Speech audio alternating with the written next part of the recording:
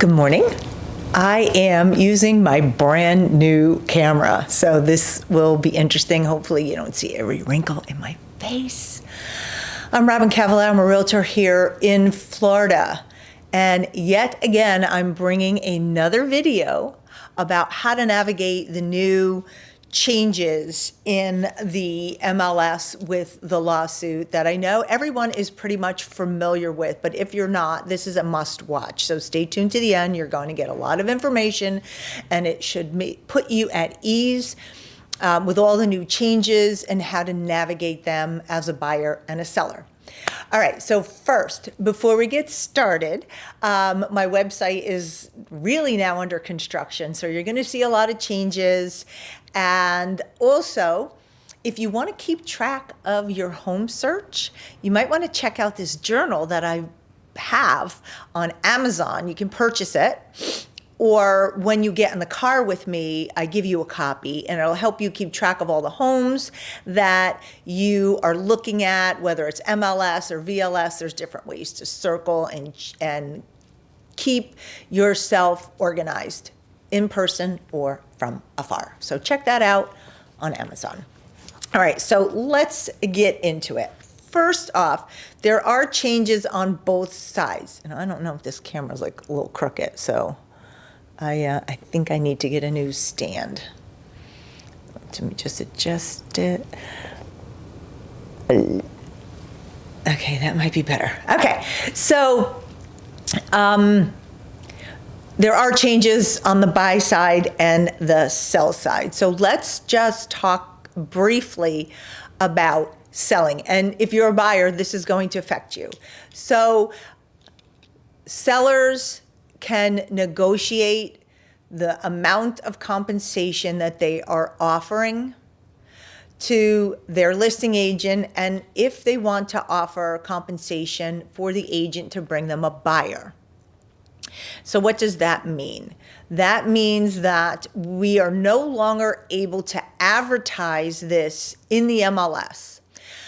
We, as realtors, every time you want to see a home, we actually have to call, email, text the listing agent to find out if the seller is offering any compensation. In the past, you came in, you did your presentation, you spoke with the sellers and said, okay, this is the fee we're going to charge, whatever it is, 3%, 4%, 5%, 20% commission to get the deal done. Half or a specific amount is going to go to the buyer's agent when they bring you the buyer. So you're hiring a salesperson to bring a buyer and you're going to pay them. Well, now they decouple this, and this whole new way of doing business is that the seller does not have to offer compensation. Before, you used to have to get it in the MLS. Now you don't. So you don't have to offer compensation, but should you? Well, sellers, buyers, listen up. Scenario one, business as usual. Seller pays the listing agent, seller's offering compensation to the buyer side. Everything works smoothly. Seller decides, like I showed a home yesterday, and the seller was only offering 1% to the buy side. So every realtor fee is going to be different, but 1% is very low, and it was not an over $1 million home. So when I met with my buyers, and we're going to talk about the buy side a little bit, they've signed a buyer agency broker agreement, and my fee is already in there. But I told them this is 1%. So you have two choices. If you decide to make an offer, you make an offer and say, I want you to pay my buyer's agent fee, the difference. See how that works.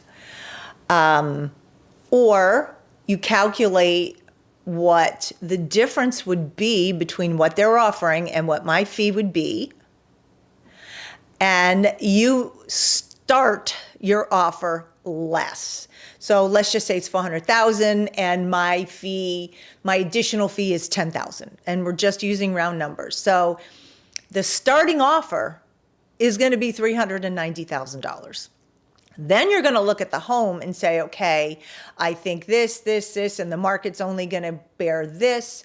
So from 390, we're going to offer 370 or 360 and then let them negotiate up. So that is an opportunity on how you can negotiate if the seller is not paying any or enough from the contract that you signed.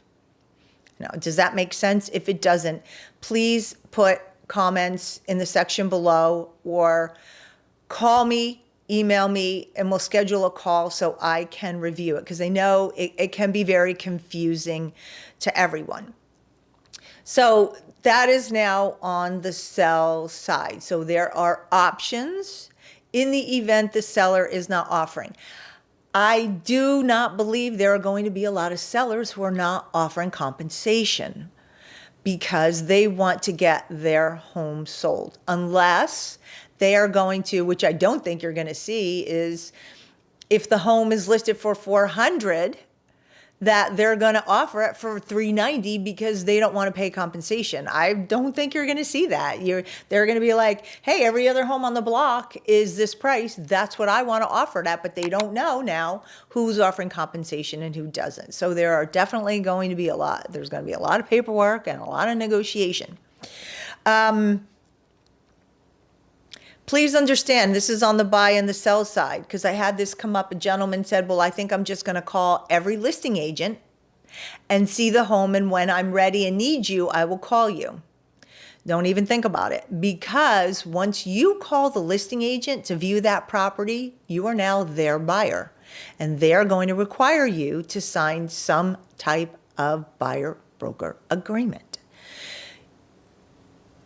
I can't say 100% certain for every deal, but do not expect, if you go to the listing agent, that they're going to write up the contract to handle your side of the deal for no commission. They are going to charge you a fee to do this on top of the fee that they're getting to sell the home. Because if they don't, their brokers are losing money, and the broker is going to say, well, is that the best house for them? There's going to be, so just don't think that that's really an option for you. Now, you can always go into an open house and not have to sign a buyer broker agreement. But just understand, if you're going to call the listing agent, you're now their buyer. And if you sign that agreement, I can't help you if you want to work with me. If you want to work with them, that's up to you. But just understand that that's the new world that we're in. And I keep looking because there's all kinds of stuff going on my camera. I want to make sure I'm in the right spots. Okay. So you have to work with somebody that you trust, and you've always had to do that. So just keep that in mind when you're going to select a buyer's agent. All right. So again, the bulk of the changes are really on the buyer's side, and the seller side is they don't have to offer commission, but will they? And how that process works in a listing agreement. Yeah, I've already had, I have 7 showings today, so I had to call 7 people and ask, are you paying commission? Are you paying commission, and what is it? So here's a scenario. So now on my buyer broker agreement, because we're going to sign it before we go out today, of the 7 homes, they're offering anywhere between 2.5%, and 3%. So I have to write my agreement with this seller, or this buyer, at 3%. So it'll say, you're going to agree to pay me 3%. In the event that they select a home that pays less, we as realtors have options. We require the buyer to pay us the additional, or what I will do is write up a modification agreement saying, this seller is offering 2.5%, I'll accept 2.5%. This seller is offering 2%, well, I'll accept 2%. That's the lowest that I'll ever do. And you'll probably find most realtors will accept no less than 2%. But I can't speak for everyone. But So and I know it's very uncertain times, and believe me, it's very confusing and a lot of extra paperwork for all of us. I have to walk around with these buyer broker agreements all the time. Now, my brokers actually come out with a shorter version, which I may use just because it's one sheet of paper, it's a lot easier to understand, and it's almost the same agreement.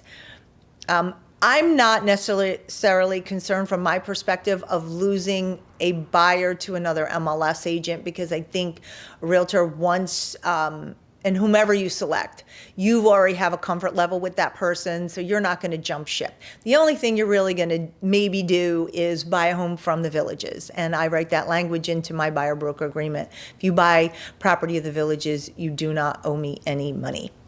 All right, so now the buyer side. Okay. This is the process. There's always a lot of work that goes into, and it's not what you see you're paying for in that moment. It's all the expertise and experience that we've gained over the years that we've been selling, bringing this experience to you, just like any professional, that you're also paying for.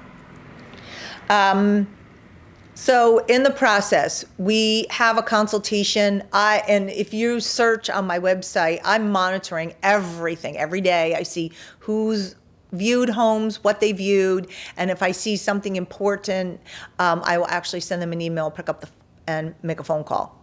And here's another thing: if you're working with me, you'll get a lot of automated messages from my drip campaign. But if I actually pick up the phone and call you and say, hey, I really think you should look at this house. Please, please, please look at the home, because there's a reason I'm sending it to you. I saw something in this property that I find unique and think you might want to even just take a look-see at it. It might not work for you, but it's just worth a look. All right, so we go through this consultation process, and it's showing time. You're here, or I'm going to do a virtual tour. We have to get this buyer broker agreement signed. I have to call and verify compensation with everyone, and I have to write up the agreement if we already don't have one. Now, these buyer broker agreements can be for any length of time. It could be for one home, it could be for one day, it could be for 5 days, 10 days. We just signed one, my work partner Katie and I, for 60 days. Because really, if you're really interested in buying a home, you're here a week and then you see another home, do you want to keep signing paperwork? If you're comfortable working with a realtor, then, sign it for 60 days, let them find you a home so you don't have to keep signing paperwork. We all want to get the deal done. We're not here to try to get more money out of you. We just are trying to find the way to operate the way we used to and how to do that. So just keep that in mind. This isn't an opportunity. Well, I speak for myself. This isn't an opportunity for me to try to squeeze a little bit of more money out of you. I work on volume. So I am not interested in trying to get another $500,000 out of you. I want you, and I want you to refer me, and then so on and so on and so on. So please don't think that of 99.9% of realtors. Okay, so we talked about, we signed this agreement, we outline how much commission, because we cannot accept any more than what's in this buyer broker agreement. And this buyer broker agreement has to go with the contract. So that paperwork all has to be filed and kept on file, or we can get fined. We can get fined $500 for every buyer broker agreement we don't have signed. Now, how are they going to find out? Probably not going to. But if there's someone that turns you in, they could call the board and say, hey, I know that woman over there is not getting buyer broker agreement signed. Whether it's true or not, they'll investigate. And if they find out that you haven't done your job, we can get fined. And nobody wants to get fined and in trouble. Okay, so we have the buyer broker agreement, and it's signed at 2.5% or 2%, whatever, and the seller's offering more, or a bonus. We have to fill out what's now called a modification agreement. So it's going to say, Mr. Home Buyer, I know we agreed on 2.5%, but the seller's offering 3. We're changing this to 3% so I can collect the commission. So I don't know how often that'll happen, but it will. When it comes to the negotiation, first, and I spoke about this in another video, understand this is business as usual. And what they mean by that is if you call me, I sign a buyer broker agreement with you, we go and tour 5 homes and you don't buy a house when you're here, or I'm not charging you any money. There is a place on there to put a non-refundable retainer. I'm not interested in that. I showed homes and didn't get a sale every time in the past, and it'll happen in the future.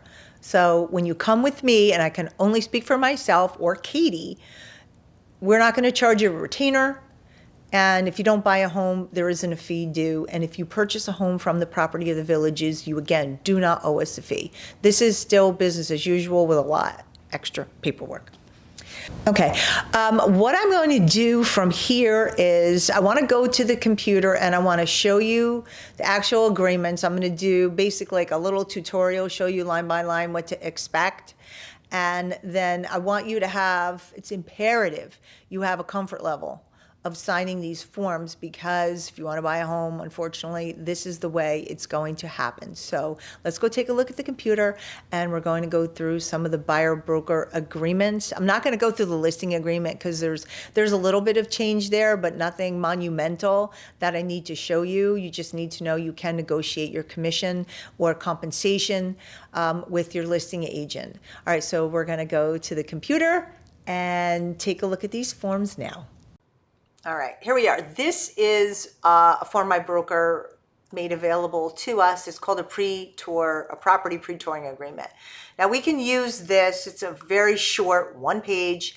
It doesn't have a lot of information about our duties to you and the terms, length, that kind of stuff, but it's just really short and sweet, and I don't know. I may use this. I'm not really sure right now, but it just says, here we are, Florida Realty Investments, and you are the consumer.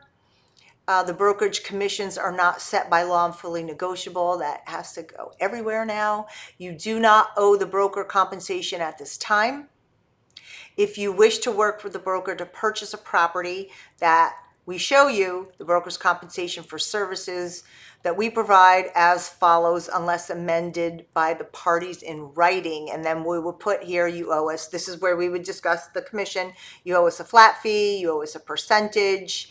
If you wish to work with us to buy the property, you will have to sign that buyer broker agreement. And that's basically when we're getting into the contract, because that form has to be submitted. But just to tour homes, we can just use this. A seller and a listing broker may agree to pay some or all of the above compensation.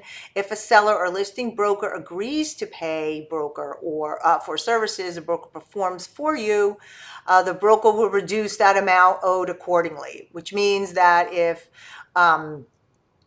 you say you're going to pay me 3 and they're giving me 2.5, we can take the 2.5 and charge you half, or we don't have to. We can just accept that 2.5. And if you choose the property already listed by the broker, seller may pay broker for services, broker performs for seller, and you will not be responsible for the compensation. So, that may apply. Broker compensation from any source will not exceed the amount of compensation written in this agreement. And then you sign it. And you also here's something that we added. By selecting that box, you're telling me you do not want to see any properties that are not offering compensation. I still think you should look at them and try to negotiate. Don't exclude any home, but that is your prerogative and you can do whatever you want. So that is the short and sweet form. All right, so this is a buyer broker agreement, and this is MLS wide. There is another form that I have that is for that my broker came up with, and we'll go over that next. But this is the standard that offers the most protection for everybody, buyer broker agreement. And I actually have a copy of this on my website, and I'm going to send it back out again in my email newsletter that you can click on it and look at it. If you haven't done so, you can sign up at robyncavallaro.com. Now my website is under construction, so there might be a couple hiccups, just so you know that. All right, so first we're going to start off at the top. This is where, and I did this in another video, this is where your name goes and my broker's name, and I'm highlighting these things as I go along. Then this is the terms of the agreement. This is something that we discuss and negotiate up front. Could be for a home, a day, a week, a month. If you find a realtor that you're comfortable with, I would say sign it for 30 days, sign it for 60 days, so you don't have to continue to sign paperwork when they expire. So it's going to have a start date and an end date, as you can see here. Once you go under agreement, you must understand you cannot sign another agreement with another broker. That could cause a lot of problems for you and everyone involved. So pick one and stick with it. If you're not sure if you're going to like that person, then, maybe only use it for a couple of days. Say, hey, I want you to show me a couple properties. Let's see if we get to know each other, if we really like each other. I usually do these things up front. These are meetings that I have with my buyers before we actually start looking at homes. It could be through phone calls. I do a meet and greet. If you're here, spend a half an hour, 45 minutes with you, getting to know each other, whether you're ready to purchase that home or not. And also I do something called a campus tour, which is when you get in the car, you still might not be ready, but you kind of want to check out the villages. I do this campus tour. So those are things, and you'll find those on my website where you book an appointment. You can do that there, and you can familiarize yourself with me, but you also know me from YouTube, to sign that agreement and have a comfort level. But just make sure you vet your realtor or the professional that you're working with carefully, and then enter into the agreement accordingly. Okay, so then next we're going to put type of property. This is going to be whatever it is. We could put over here, a single family home or a home or whatever your professional wants to use for the terminology. Then location. Central Florida, the villages, could be in Florida, whatever we want that to be. Now, I would have to say, if you locked in a location, like say you're looking in the villages and want to use me, and this is villages centric, so this is just has to do with the villages, but say you're not sure, you want to maybe buy a house in Naples. Well, I would think at that point in time, you can enter an agreement with them because it's specific. If you put in here location, Naples, Florida. So then technically, I guess in that instance, you could be under agreement with two different realtors, but we do not work in the same market. FYI, don't think anyone here is going to say, okay, I'll use you for Spanish Springs and I'm going to use you for South of 44. That's not going to, it won't float with me. Okay, I won't do that. I can't speak for other realtors, but if you work for me, you work with me, you work with me to get that home, I'm going to do everything I can to find exactly what you're looking for and give you a comfort level. Okay, so let's go to the broker obligations. So these are the things that we are going to do for you. It just outlines everything, and you can get a copy of this and look at this. Then there are the consumer obligations. I'm not going line by line because you'll fall asleep, because I know I would. The highlight here is that in this section, it does say that the broker will run your credit. I highly doubt any broker is going to run your credit. We will not. I will cross this off and it'll get initialed. We're not running your credit. I'm not running your credit. I'm not spending money on running your credit. If you're cash, you're cash. If you're looking for a home and you're pre-approved, you have a pre-approval letter. If you're not sure you're ready to buy, what difference does it make if you have an 800 credit score today? You might have a 500 credit score in a year from now. So that doesn't really matter.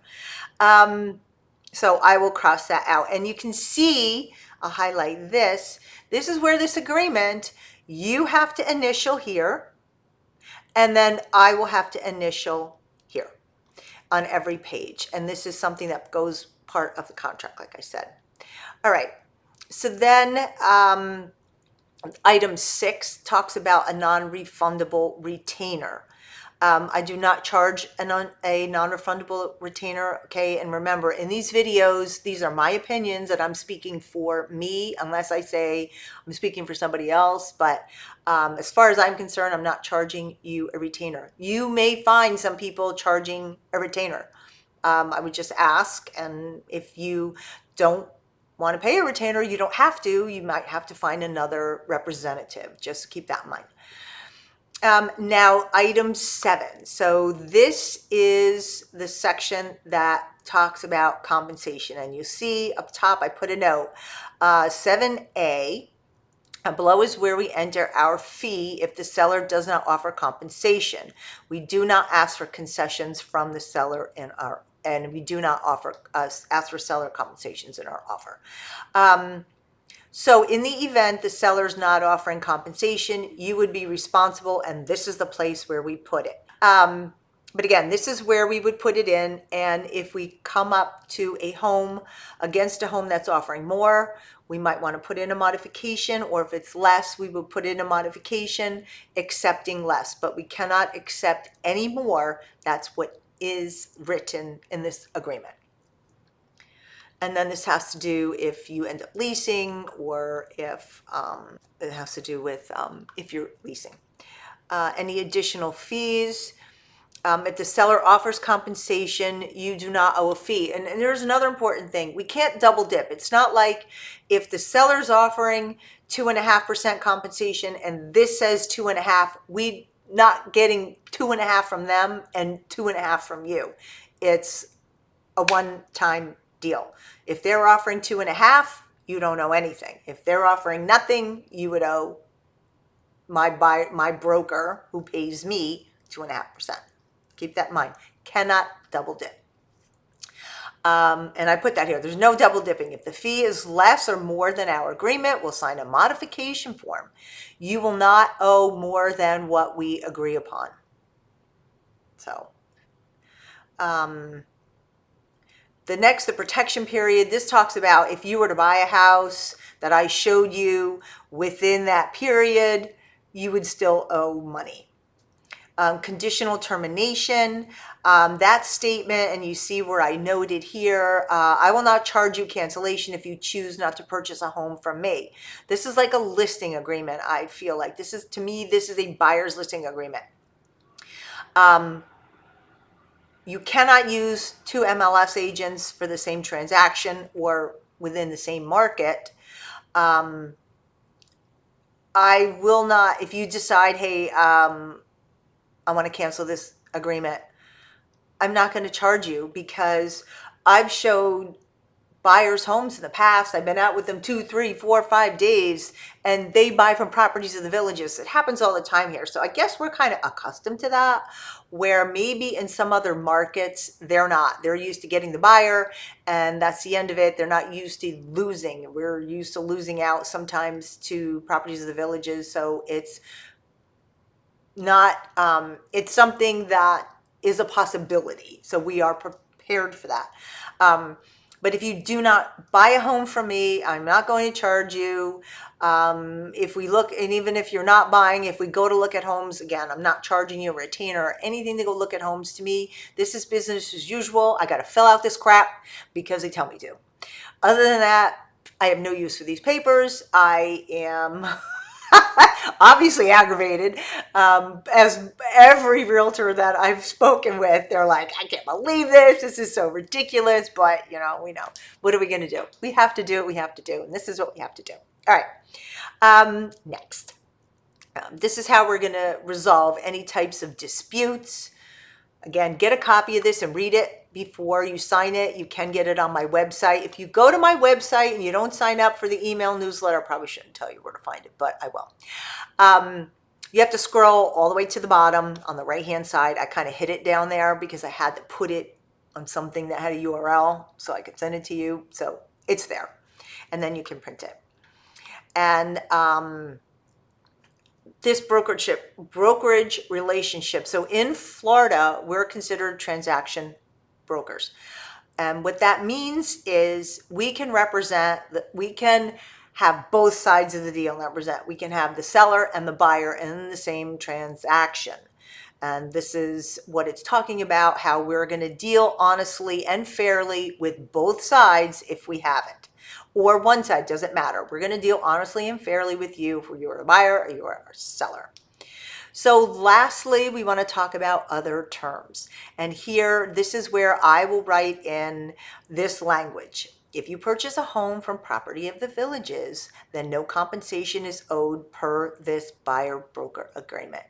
And if you purchase a home from Property of the Villages, this contract will terminate.